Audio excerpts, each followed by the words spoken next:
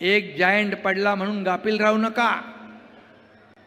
आता तर यो giant killer झालाय, पण याला अरे एवढं घाई करू नका, थांबा. याला सुपर जायंट किलर करायचं का नाही? सुपर जायंट किलर करायचंय ना.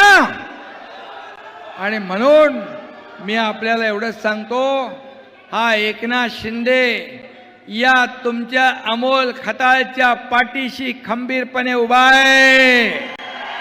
विखे पाटील पण आहेत, मुख्यमंत्री आहेत.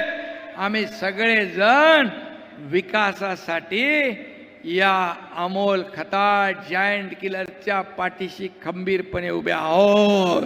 अमोलचं मी मनापासून अभिनंदन पुन्हा एकदा करतो की जे काय लोकप्रियता, हे जे काय वाद, सगळं आज जो जनसागर महासागर या ठिकाणी पाहायला मिळाला, याबद्दल मी अमोल खताळ याचं मनापासून अभिनंदन करतो.